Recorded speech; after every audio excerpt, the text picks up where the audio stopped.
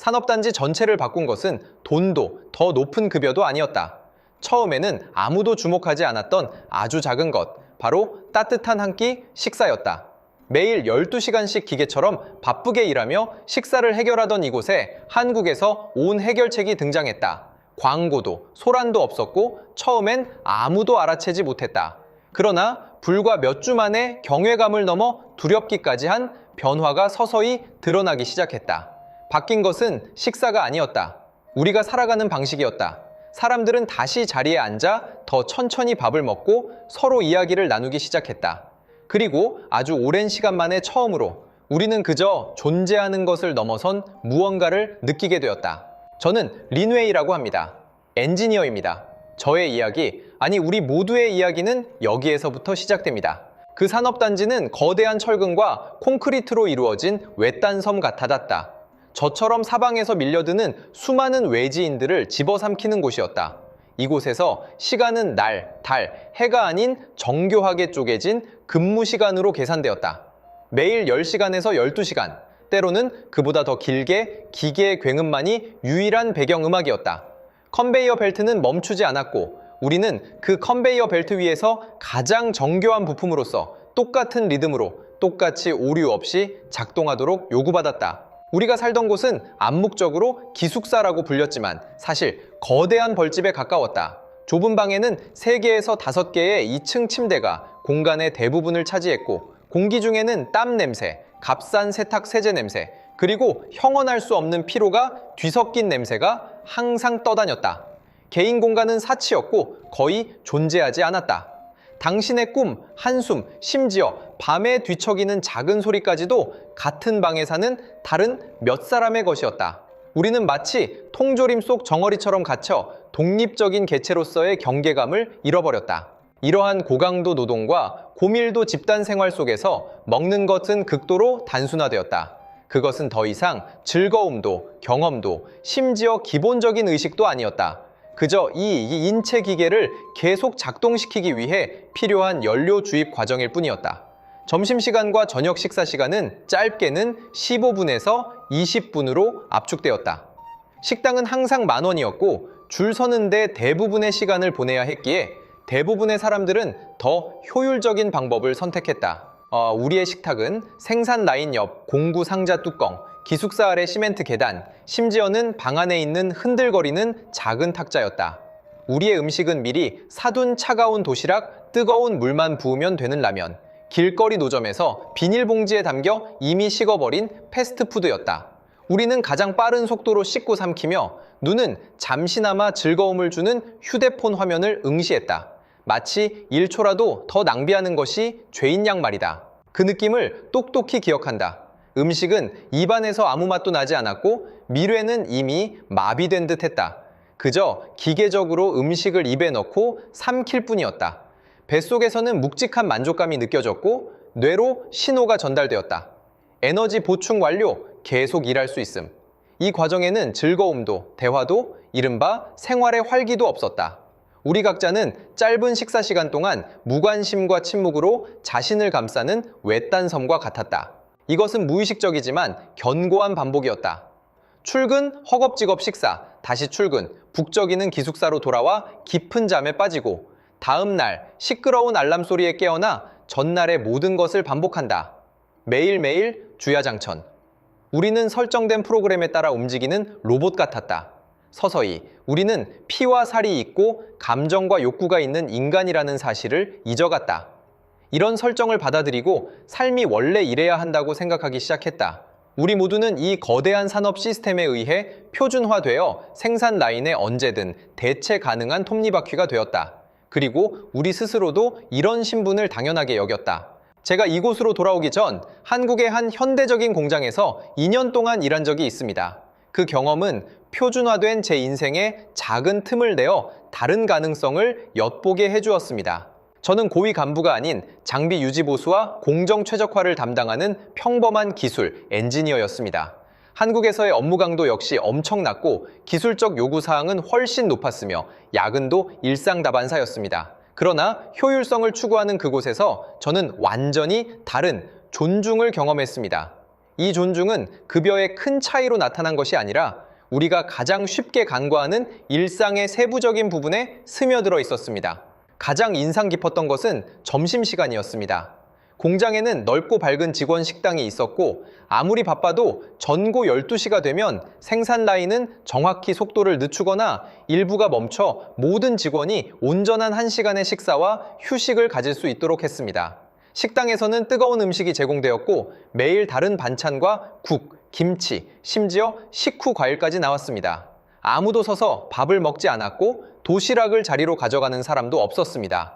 사람들은 삼삼오오 모여 앉아 식사를 하면서 제가 잘 알아듣지 못하는 한국어로 편안하게 이야기를 나누었습니다. 그 1시간은 온전히 그들 자신의 것이었습니다. 공기 중에는 기름 냄새 대신 음식 냄새가 퍼졌다. 얼굴의 긴장된 표정은 부드러워졌고 눈빛에는 인간으로서의 광채가 다시 피어났다. 가장 말이 없던 나이 든 직원들조차 조용히 앉아 자기 몫의 식사를 천천히 마쳤다. 우리처럼 뒤에 맹수가 쫓아오는 양 허겁지겁 먹는 모습은 찾아볼 수 없었다. 그때 저는 이것이 대단한 일이라고 생각하지 않았습니다. 그저 그런 혜택을 누릴 뿐이었습니다.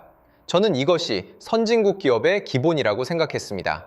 그러다 가족 사정으로 인해 고국으로 돌아와 이전에 너무나 익숙했던 이 산업단지로 돌아왔을 때 거대한 충격이 물밀듯이 밀려왔습니다.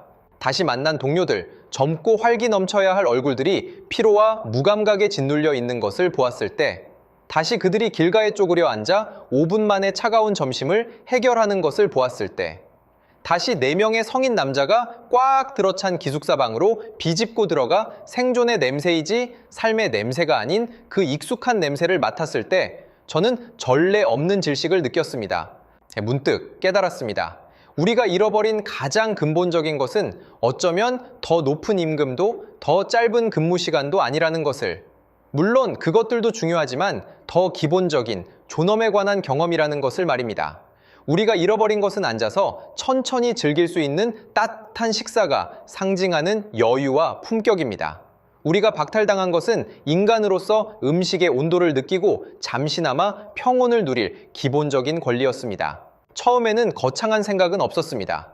누구를 바꾸려거나 오랫동안 운영되어 온 거대한 시스템에 도전할 생각은 전혀 없었습니다. 그저 차갑고 생기 없는 식사 방식이 더 이상 견딜 수 없었을 뿐입니다. 위가 항의했고 정신도 항의했습니다. 단지 한국에서 익숙해졌던 정상을 조금이나마 되찾고 싶었습니다. 그래서 한국에 있을 때 가끔 사용했던 것이 떠올랐습니다. 야외 장비 점검 중 한국인 동료가 가져다 준 자가 발열 도시락이었습니다. 정이나 불이 필요 없고 약간의 물만 있으면 몇 분 안에 음식을 뜨겁게 들 수 있었습니다. 그때는 신기하다고 생각했지만 깊이 파고들지는 않았습니다. 그런데 지금은 이 산업 사막에서 나만의 작은 오아시스를 만들 수 있는 유일한 도구가 되었습니다. 여러 경로를 통해 한국에서 자가 발열 도시락 한 상자를 주문했습니다. 제 목적은 매우 단순했고 심지어 이기적이라고 할 수도 있었습니다. 그저 따뜻한 밥 한 끼를 먹고 싶었을 뿐이었습니다. 저는 이 작은, 순전히 개인적인 필요에서 비롯된 행동이 머지않아 잔잔한 호수에 던져진 돌멩이처럼 제가 상상했던 것보다 훨씬 더 큰 파장을 일으킬 것이라고는 전혀 예상하지 못했습니다. 이 산업단지에는 풀리지 않는 모순이 존재했다. 한편으로는 따뜻한 식사에 대한 갈망이다. 이 갈망은 미식에 대한 추구에서 비롯된 것이 아니라 더 깊고 거의 본능적인 생리적, 심리적 욕구였다. 길고 피곤한 작업 후에 따뜻한 음식은 단순히 위장을 채우는 것을 넘어 위안과 같았다. 내면의 주름을 순식간에 펴주는 부드러운 힘과 같았다. 그것은 당신이 차가운 기계가 아니라 따뜻함과 보살핌이 필요한 생명체임을 상기시켜 주었다. 그러나 다른 한편으로는 잔혹한 현실이 존재했다. 하드웨어에서 소프트웨어까지 전체 시스템이 이러한 가능성을 무자비하게 억압하고 있었다. 우리에게는 주방이 없었고 기숙사에서는 큰 안전상의 위험 때문에 고출력 가전제품 사용이 엄격히 금지되었다. 공용 공간에는 전자레인지도 없었다. 공장 관리 측은 이것이 직원들의 휴식 시간 지연을 부추기고 생산 효율성에 영향을 미친다고 보았다. 가장 중요한 것은 우리에게는 시간이 없었다는 것이다. 그 짧은 10여 분은 작업대에서 공장 문까지 걸어가 패스트푸드를 사고 허겁지겁 돌아와 먹기에도 빠듯했다. 모든 단계가 빈틈없이 계산되어 어떠한 여분의 경험도 남겨두지 않았다. 이 모수는 모든 사람 앞에 첨예하게 놓여 있었다. 지극히 인간적인 미미한 욕구가 극도로 효율적인 거대한 시스템에 의해 완전히 부정당하는 것이다. 우리는 살아있고 싶었지만 시스템은 우리가 존재하면서 일하는 것만을 허용했다. 이 느낌은 마치 망망대해에 있어 목마름에 시달리는데 주위에는 마실 수 없는 짠물만 가득한 것과 같았다. 절망감은 이러한 일상의 미미한 부분들에서 한 방울씩 스며들어 결국은 돌이킬 수 없는 지경에 이르렀다. 우리 중 일부는 저항을 시도하기도 했다. 어떤 사람들은 저전력 전기 도시락을 샀지만 예열하는 데 시간이 오래 걸렸고 기숙사에서 미리 전원을 꽂아 조심스럽게 공장으로 가져가야 했다. 보온 효과가 좋지 않은 도시락 안에서 음식 맛은 이미 이상하게 변해 있었다. 또 어떤 사람들은 보온병을 가져가 보기도 했지만 아침에 만든 음식은 점심때가 되면 이미 그 가장 소중한 온기를 잃어버렸다. 모든 노력은 결국 현실의 제약 앞에서 실패로 돌아갔다. 서서히 사람들은 포기하고 차가운 일상을 당연하게 받아들였다. 거의 굳어버린 듯한 절망적인 분위기 속에서 제가 가져온 작은 도시락은 마치 침입자처럼 주변 환경과는 어울리지 않는 기운을 풍기며 조용히 등장했다. 그것의 정식 명칭은 아직도 기억난다. 휴대용 자가발열 식품 포장. 이름은 좀 거창하지만 원리는 매우 간단했다. 도시락은 두 층으로 나뉘어 있었는데 위층에는 밀봉된 반찬이, 아래층에는 발열팩이 들어있었다. 사용할 때는 발열팩 외부의 비닐막을 뜯어 바깥층 도시락 바닥에 넣고 상곤 물 한 컵을 부으면 된다. 기적은 이때 일어난다. 물과 발열팩 안에 화학물질주로 생석회, 철분, 활성탄 등 이 접촉하면 격렬한 발열 반응이 빠르게 일어난다. 몇 초 안에 선명한 쉬익 소리가 들리고 이어서 도시락 옆면의 배기 구멍에서 엄청난 양의 증기가 뿜어져 나온다. 이 모든 과정은 정이나 불, 어떤 외부 에너지도 필요 없다. 물 한 컵만 있으면 어디에서든 뜨거운 음식을 만들어낼 수 있다. 이 작은 디자인은 언뜻 보잘것없어 보이지만 혁명적인 힘을 품고 있었다. 그것은 우리가 직면했던 모든 제약을 정확히 회피했다. 주방이 없다고? 괜찮다. 전자레인지가 없다고? 괜찮다. 기숙사에 전기 사용 제한이 있다고? 괜찮다. 그것은 어떤 인프라에도 의존하지 않고 스스로 에너지를 만들어냈다. 마치 자급자족하는 초소형 시스템처럼 거대하고 차가우며 따뜻함이 허용되지 않는 거시적 시스템 속에서 개인적인 따뜻한 무법지대를 억지로 개척해낸 것이다. 그것의 등장은 그 자체로 하나의 선언이었다. 환경의 제약은 극복할 수 없는 것이 아니라는, 시스템 전체를 바꿀 필요 없이 충분히 영리한 도구 하나만 있으면 개인의 경험을 바꿀 수 있다는. 그때 저는 이러한 개인의 경험을 바꾸는 힘이 일단 불붙으면 얼마나 맹렬한 기세로 확산될지는 전혀 깨닫지 못했다. 그저 따뜻한 밥 한 끼를 먹을 수 있게 된 것에 대한 오랜만의 기대감에 사로잡혀 있었다. 공장 휴게실에서 처음 그것을 사용했던 날은 아직도 생생하게 기억에 남는다. 그날 점심, 저는 평소처럼 구석에 앉았다. 주위 동료들은 이미 차갑게 식어버린 도시락 반찬을 뒤적거리거나 라면 봉지를 뜯어 양념을 짜넣고 있었다. 공기 중에는 플라스틱, 조미료 가루, 그리고 차가운 기름이 뒤섞인 텁텁한 냄새가 가득했다. 저는 다소 서툴게 자가 발열 도시락 포장을 뜯고 설명서대로 발열팩을 맨 아래층에 넣고 물을 부은 다음 밥과 반찬이 담긴 안쪽 층과 뚜껑을 빠르게 닫았다. 거의 뚜껑을 닫는 순간 쉬익 하는 소리와 함께 하얀 증기가 도시락 배기 구멍에서 뿜어져 나왔다. 그 소리는 크지 않았지만 당시 씹는 소리와 휴대폰 소리 외에는 거의 침묵하던 환경 속에서 유난히 돋보였다. 마치 단조로운 자장가에 갑자기 맑은 화음이 삽입된 것 같았다. 가장 가까이 있던 동료, 샤오장이란 젊은이가 입에 빵을 넣으려다 멈추고 궁금한 듯 고개를 내밀었다. 린 형, 그게 뭐예요? 불났어요? 그의 말에는 약간의 장난기가 섞여 있었다. 나는 웃으며 아무 말도 하지 않았다. 몇 분 후 증기는 점점 더 진해졌고 오랜만에 맡아보는 집밥 같은 향기가 도시락 틈새로 조금씩 흘러나오기 시작했다. 그것은 돼지고기찜과 밥이 섞인 진한 향기였다. 따뜻함과 생명력이 느껴지는 향기가 따뜻한 손길처럼 그 자리에 있던 모든 이의 후각신경을 부드럽게 스쳐 지나갔다. 이제 소라는 더 분명해졌다. 점점 더 많은 사람들이 하던 일을 멈추고 약속이나 한 듯 내 앞에 놓인 부글부글 김을 뿜어내는 하얀 작은 상자에 시선을 던졌다. 그들의 눈빛에는 호기심, 놀라움, 그리고 쉽게 눈에 띄지 않지만 오랫동안 억눌려 있던 갈망이 뒤섞여 있었다. 10분 후 나는 도시락 뚜껑을 열었다. 더 진한 뜨거운 김이 확 끼쳐왔고 밥알은 알알이 살아있었고 돼지고기찜의 기름은 아직도 미세하게 끓고 있었다. 나는 고기 한 점을 집어 입에 넣었고 그 따뜻하고 부드럽고 입안에서 사르르 녹는 식감에 순간적으로 감동했다. 그 순간 나는 단지 먹는 것이 아니라 즐기고 있다는 느낌을 받았다. 내 위, 내 몸, 오전 내내 긴장했던 신경이 이 뜨거운 음식 한 입에 모두 풀리고 위로받았다. 샤오장이 더 가까이 다가와 침을 꿀꺽 삼키며 반쯤 농담, 반쯤 진지하게 물었다. 린 형, 너무 맛있겠는데요? 한 입만 맛봐도 돼요? 나는 잠시 망설였다. 이것은 본래 나 자신을 위해 준비한 개인적인 즐거움이었다. 그러나 그의 갈망 가득한 눈빛을 보니 거절할 수 없었다. 나는 고기 한 조각과 밥을 그에게 주었다. 그는 조심스럽게 받아 입에 넣었고 눈이 순간적으로 빛났다. 그는 아무 말 없이 고개를 힘껏 끄덕이더니 말없이 자기 손에 들린 차갑고 딱딱한 빵을 한번 보고는 복잡한 눈빛을 지었다. 그 순간 나는 문득 깨달았다. 이 따뜻한 식사의 의미는 온도 자체를 훨씬 넘어선다는 것을. 김이 피어오르고 향기가 퍼지고 따뜻한 음식이 입안에 들어가는 순간 그것은 우리가 오랫동안 잊고 있었던 감각, 즉 보살핌과 배려받는 느낌을 일깨웠다. 그것은 매일매일의 기계적인 노동 속에서 우리가 삶의 질감을 다시금 느끼게 해주었다. 이것은 작지만 극히 귀중한 존엄성의 회귀였다. 그리고 이 감각은 일단 다시 깨어나면 더 이상 쉽게 무시될 수 없었다. 작은 불꽃이 우연히 시작되었다. 그날 이후 내 하얀색 작은 도시락은 휴게실의 스타가 되었다.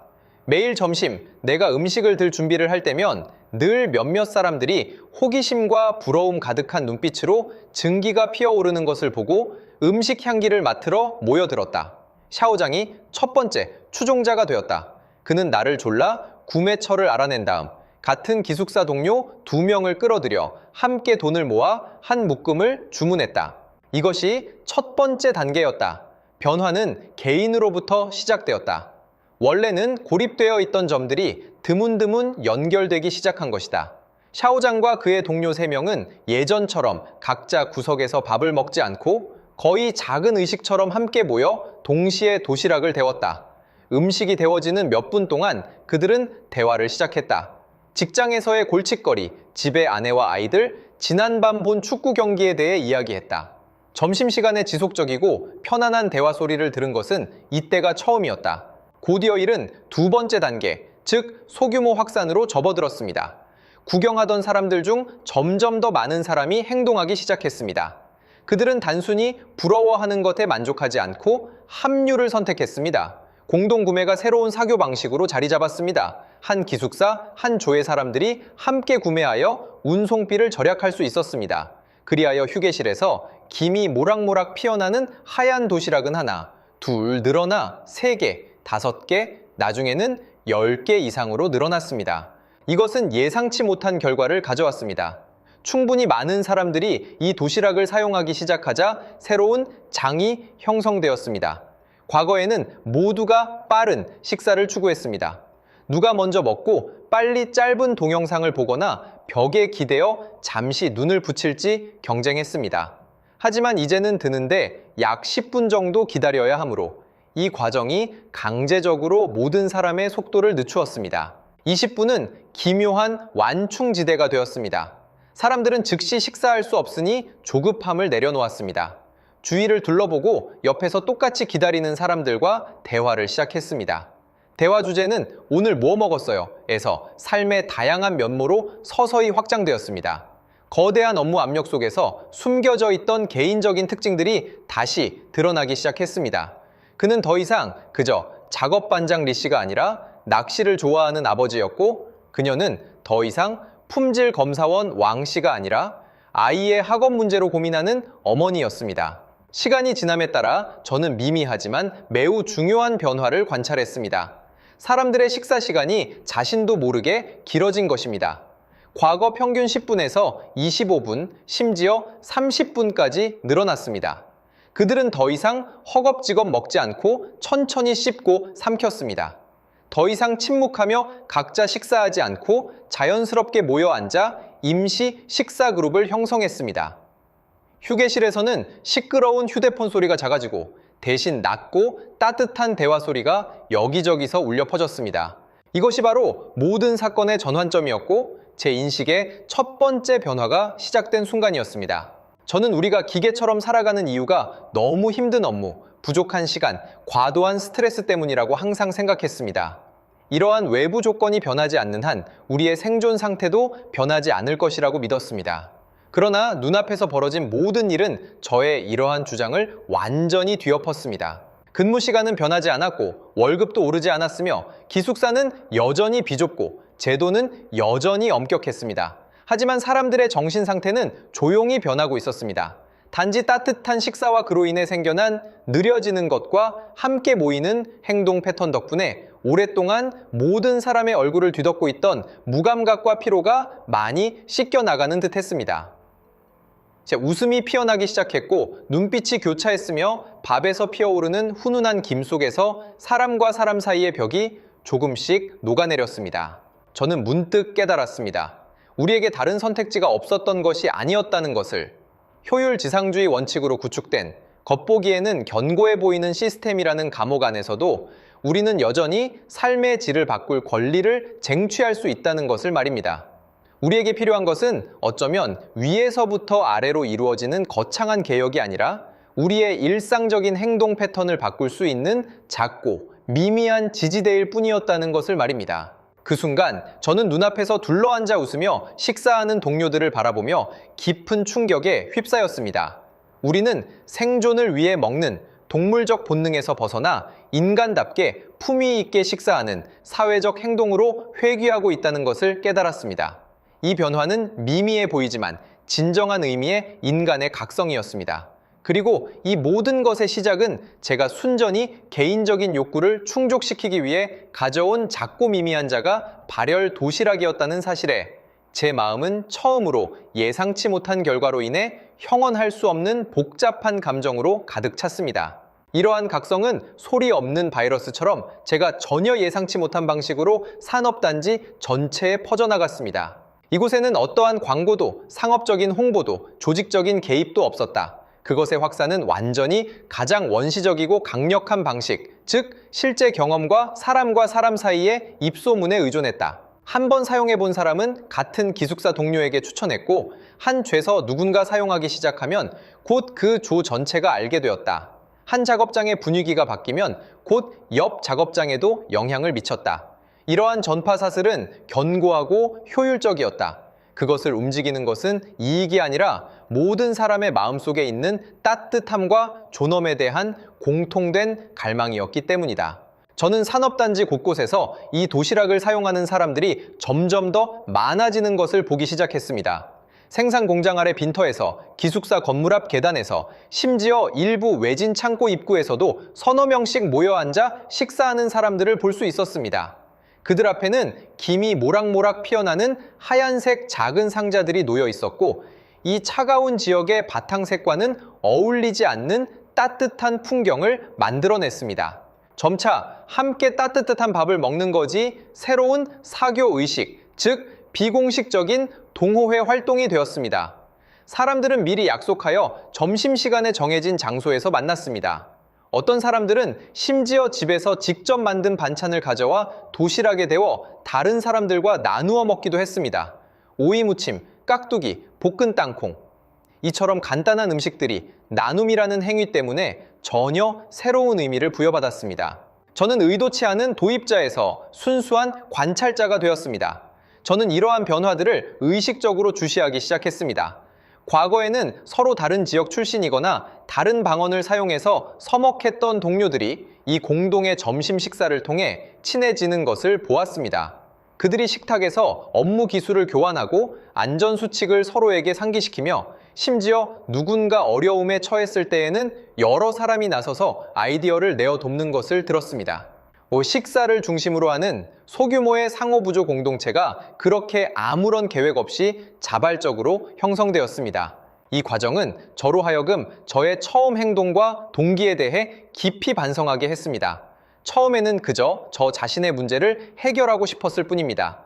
저는 더 문명화된 환경에서 야만적인 환경으로 돌아온 후에 우월감과 불편함을 느끼며 하나의 도구를 통해 저 자신을 제가 동의하지 않는 주변의 삶의 방식으로부터 격리시키려 했습니다. 저의 처음 의도는 저 자신의 품위를 지키기 위한 벽을 세우는 것이었습니다. 그러나 제가 본 것은 완전히 반대되는 결과였습니다. 이 작은 도구는 벽을 세우기는커녕 수많은 보이지 않는 벽들을 허물었습니다. 그것은 저를 더 고립시키지 않고 오히려 저를 포함한 더 많은 사람들을 다시 연결시켜 주었습니다. 저는 그저 저 자신을 위해 작은 등불을 켰다고 생각했지만 이 미미한 불빛이 어둠 속을 헤매던 수많은 동료들을 불러 모아 결국 들불처럼 번져나가는 불꽃이 될 줄은 몰랐습니다. 저는 근본적인 실수를 저질렀다는 것을 깨달았습니다. 문제를 환경 탓으로, 시스템 탓으로 돌렸고 심지어 무의식적으로 주변 사람들을 환경과 마찬가지로 무감각하고 수동적으로 받아들이는 존재로 여겼습니다. 그러나 저는 틀렸습니다. 그들은 무감각한 것이 아니라 오랜 억압 속에서 잠시 자신이 선택할 권리가 있다는 사실을 잊고 있었을 뿐입니다. 그들의 마음속 깊이 더 나은 삶에 대한 열망은 결코 꺼지지 않았습니다. 단지 적절한 계기, 충분히 안전한 출구가 필요했을 뿐 곧 분출할 준비가 되어 있었습니다. 하찮아 보이는 행동 하나가 이렇게 거대한 집단적 효과를 불러일으키다니 저는 경외감과 동시에 약간의 부끄러움을 느꼈습니다. 인간성의 강인함과 따뜻함에 대한 본능적인 추구에 경외감을 느꼈고 저의 처음의 편협함과 이기심에 부끄러움을 느꼈습니다. 진정한 변화는 거창한 계획에서 비롯되기보다는 작지만 사람의 가장 부드러운 마음을 건드리는 선의와 혁신에서 비롯된다는 것을 깨닫기 시작했습니다.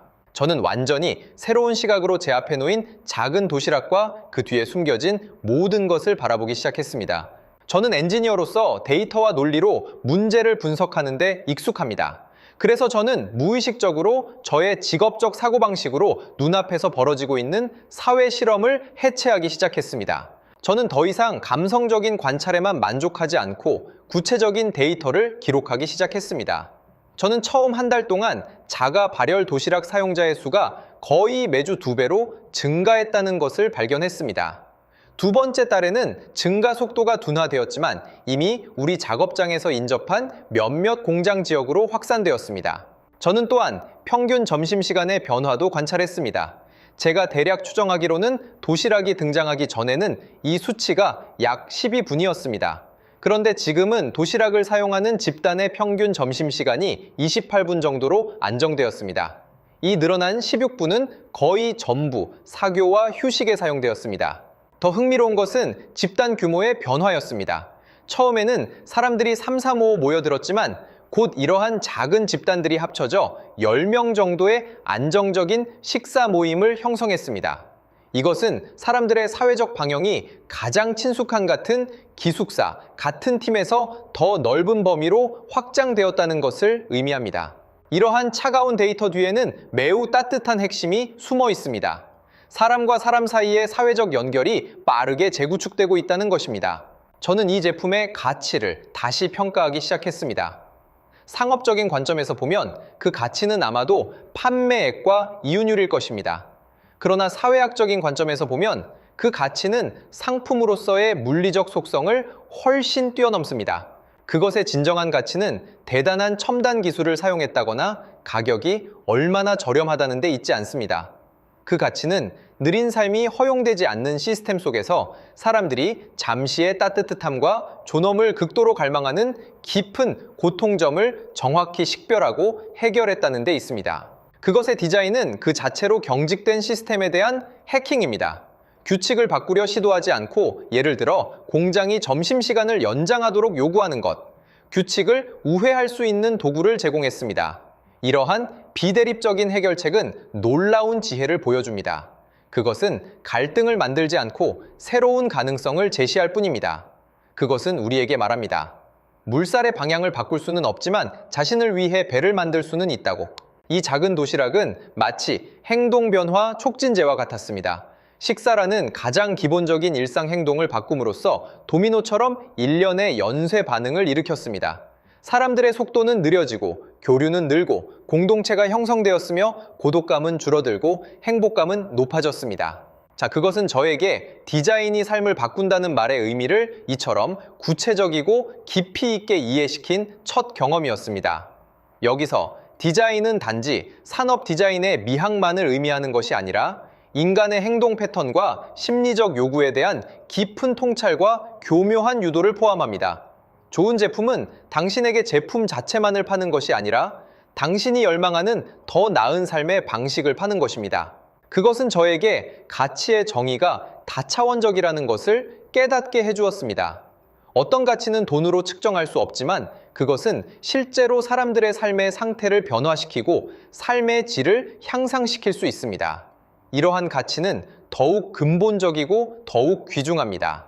그리고 이러한 가치를 창출하는 것은 종종 세상을 뒤흔드는 거대한 이야기가 아니라 소리 없이 스며들어 인간에 대한 따뜻한 관심이 가득한 작은 혁신들입니다.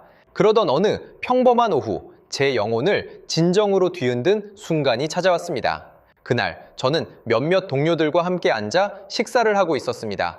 모두 편안한 주제로 이야기를 나누고 있었고 분위기는 좋았습니다. 그때 평소 말이 없던 늙은 기술자, 우리가 왕노인이라고 부르던 사람이 갑자기 조용히 한마디 했습니다. 솔직히 말해서 저는 요즘 매일 가장 기다리는 게 점심 식사 이 30분이에요. 모두 잠시 조용해졌다가 고개를 끄덕이며 동의했습니다. 다른 젊은 여자가 이어서 말했습니다. 맞아요. 예전에는 출근하는 게 그냥 하루하루 버티는 거라고 생각했어요. 눈 뜨면서부터 해가 질 때까지 버틴다고요. 그런데 이제는 매일 뭔가 기다릴 게 생긴 것 같아요. 따뜻한 밥 한 끼 먹고 이야기 좀 나누고 나면 오후에 일할 힘도 생기는 것 같아요. 왕노인은 이미 비어버린 도시락을 바라보며 아득한 눈빛으로 천천히 말했습니다. 예전에는 우리 같은 노동자들은 그저 부품일 뿐이고 사람답게 살지 못한다고 생각했어요. 밥이야 배만 채우면 되는 거지. 무슨 그렇게 따질 게 있나 싶었죠. 그런데 지금은 매일 여기 앉아서 이 도시락을 천천히 다 먹고 나면 제가 다시 살아난 것 같아요. 저는 여전히 사람이고 맛있게 밥 먹고 잠깐 쉴 권리가 있는 사람이라는 걸요. 바로 이 마지막 한마디가 마치 번개처럼 순식간에 제 마음을 꿰뚫었습니다. 저는 온몸에 전율을 느끼며 머릿속이 하얗게 변했습니다. 드디어 깨달았습니다. 드디어 이 모든 일의 가장 핵심적이고 본질적인 의미를 이해했습니다. 우리가 목격한 이 모든 것, 그 가장 근본적이고 가장 파괴적인 변화는 결코 한 끼 식사가 아니었습니다. 네, 그것은 한 끼 식사에서 시작되었지만 최종적으로 도달한 곳은 한 끼 식사의 범주를 훨씬 뛰어넘었습니다. 그것이 바꾼 것은 우리 자신을 바라보는 방식이었습니다. 과거에 우리는 거대한 시스템에 의해 소외되었고 우리 또한 마음속 깊이 이러한 소외를 당연하게 여겼습니다. 우리는 자신을 노동력으로, 생산 도구로 거대한 기계의 나사못으로 보았습니다. 우리의 가치는 우리의 생산량으로 정의되었습니다. 우리의 모든 행동은 효율성을 최우선으로 삼았습니다. 우리는 여유로운 점심 식사처럼 시간 낭비를 즐길 자격이 없다고 당연하게 받아들였습니다. 하지만 그자가 발열 도시락과 그로 인해 발생한 일련의 행동 변화는 마치 부드럽고 확고한 속삭임처럼 우리 귓가에 끊임없이 말했습니다. 아니, 당신은 도구가 아니야. 당신은 사람이야? 스스로를 위해 따뜻한 식사를 정성껏 준비하고 10분의 시간을 기꺼이 기다리며 느긋하게 음식 맛을 음미하고 주변 사람들과 대화를 시작하는 순간 당신은 실제 행동으로 조용한 자기 선언을 하는 것입니다. 당신은 선언하고 있습니다. 내 감정은 소중하다. 내 존엄은 소중하다. 나는 제대로 대우받을 가치가 있다. 나는 단순한 노동자가 아니라 삶의 작은 아름다움을 누릴 권리가 있는 온전한 인간이다. 이것이 바로 역전의 순간이었고 제 모든 인식이 완전히 뒤바뀐 순간이었습니다. 저는 마침내 처음에 제 머릿속에 떠올랐던 단어, 즉 두렵다의 의미를 이해했습니다. 이러한 변화가 두려운 이유는 인간을 도구화하는 시스템의 근간을 흔들었기 때문입니다. 도구가 자아의식을 갖기 시작하고 존엄을 추구하기 시작하면 더 이상 순수한 도구가 아닙니다.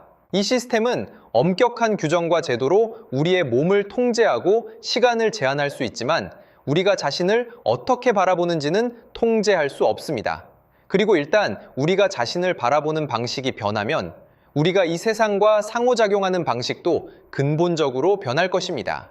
우리는 더 이상 수동적으로 견디는 것이 아니라 스스로 의미와 가치를 창조하기 시작할 것입니다. 이것은 내면에서부터 시작되는 혁명이며 소리 없이 진행되지만 어떤 형태의 외부 저항보다도 더 깊고 강력합니다. 이러한 깊은 내면의 변화는 곧 일련의 명확하게 가시적인 영향으로 표출되었습니다. 심리적 측면에서 가장 두드러진 변화는 고독감의 해소였습니다. 산업단지에서의 삶은 본질적으로 파편화된 생존 상태였습니다. 모두가 자신의 피로와 스트레스에 갇혀 있었고 사람과 사람 사이에는 효과적인 연결이 부족했습니다. 그런데 함께 식사하는 이 오래된 사회적 의식이 기적적으로 이러한 연결을 재구축했습니다. 사람들은 음식을 나누고 대화하면서 오랫동안 잊고 있었던 소속감과 집단적 따뜻함을 느꼈습니다. 그 느낌은 마치 추운 겨울밤, 사람들이 모닥불 주위에 둘러앉아 아무것도 하지 않고 서로의 존재를 느끼는 것만으로도 큰 위안을 얻는 것과 같았습니다. 미시사회적 측면에서는 활기찬 비공식 공동체 네트워크가 형성되었습니다. 이 네트워크는 지역적, 직업적 한계를 넘어섰습니다. 단순한 식사를 넘어 정보 교환, 감정적 지원, 자원 상호 부조의 플랫폼이 되었습니다. 누구네 아이 학교 갈 때 도움이 필요하다던데? 어떤 직책의 작업 기술이 더 효율적인가? 최근에 새로운 구인 정보가 있는가? 과거에는 사적으로만 드문드럼 전달되던 정보들이 이제는 공개적이고 효율적인 유통 경로를 갖게 되었습니다. 사람들은 더 이상 외딴 섬이 아니라 서로를 지탱하는 거대한 대륙으로 연결되기 시작했습니다. 그리고 각 개인에게 가장 큰 변화는 삶에 대한 통제감을 되찾았다는 것입니다. 모든 것이 명확하게 정해져 있던 시스템 속에서 우리는 처음으로 자신의 선택을 통해 삶의 경험을 바꿀 수 있다는 것을 발견했습니다. 이러한 나도 할 수 있다는 느낌은 우리의 자기 효능감을 크게 향상시켰습니다. 우리는 더 이상 완전히 수동적인 존재가 아니라 우리 자신의 삶을 능동적으로 창조하는 주체였습니다. 이러한 심리적 변화는 사람들이 고강도 업무에 직면했을 때 더 강한 회복력과 더 긍정적인 태도를 보이게 했습니다.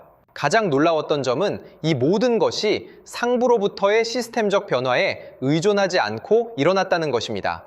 공장의 규정은 변하지 않았고 관리 방식도 변하지 않았으며 작업 환경의 하드웨어 시설도 전혀 개선되지 않았습니다. 그러나 시스템 전체의 분위기는 자신도 모르게 영향을 받았습니다. 저는 점심시간이 끝난 후 자리로 돌아온 동료들의 얼굴 표정이 더 이상 예전처럼 긴장되거나 무감각하지 않다는 것을 관찰했습니다. 그들의 발걸음은 더 가벼웠고 심지어 가끔 옆 사람과 농담을 주고받기도 했습니다. 작업장 분위기는 더 이상 죽은 듯한 침묵이 아니라 사람과 사람 사이의 상호작용에서 비롯되는 활기가 더해졌습니다. 이것은 기묘한 게임이었습니다. 시스템은 그 규칙을 통해 차가운 틀을 설정했습니다. 그리고 우리는 미미한 행동 혁신을 통해 이 틀 안에서 스스로 따뜻하고 습윤한 미기후를 만들어냈습니다. 우리는 틀을 깨지 않았지만 틀 안의 생태계를 변화시킨 것입니다. 결과적으로 저를 숨 막히게 했던 이 산업 환경은 덜 산업화되기 시작했습니다. 오랫동안 잃었던 인간미가 주입된 것입니다. 이 인간미는 미미하지만 끈질겼습니다. 그것은 아무리 혹독하고 기계화된 환경에서도 연결, 존엄, 따뜻함에 대한 인간의 추구는 결코 사라지지 않는다는 것을 증명했습니다. 그것은 항상 예상치 못한 출구를 찾아 가장 끈질긴 모습으로 흙을 뚫고 나올 것입니다.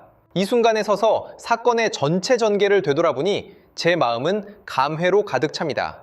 이 경험은 많은 것에 대한 저의 견해를 완전히 재정립했습니다. 저는 한국이라는 나라가 진정으로 강력한 수출품은 우리가 잘 알고 있는 전자제품, 자동차 또는 대중문화만이 아닐 수도 있다는 것을 이해하기 시작했습니다. 그들이 진정으로 세상에 수출하는 것은 인간성에 대한 통찰에 깊이 뿌리내린 문제 해결 방법론, 즉 삶의 경험 디자인 철학이라는 것을요. 그 작은 자가 발열 도시락은 고립된 발명품이 아닙니다. 그것은 현대 고압 사회에서 개인이 기본적인 삶의 질을 어떻게 유지할 것인가라는 문제에 대한 깊은 숙고 끝에 나온 구체적이고 미미한 해결책입니다. 그 이면에는 인간 중심의 디자인 사고방식이 있습니다.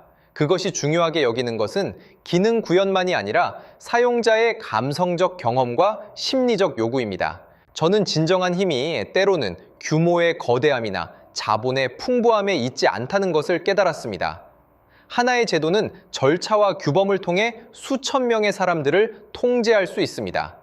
하지만 진정으로 마음을 움직이는 올바른 경험 하나 또한 역으로 수천 명의 사람들을 그들이 기존에 설정된 생존 방식에서 탈출하게 할 수 있습니다. 이러한 힘은 지렛대 효과의 지혜입니다.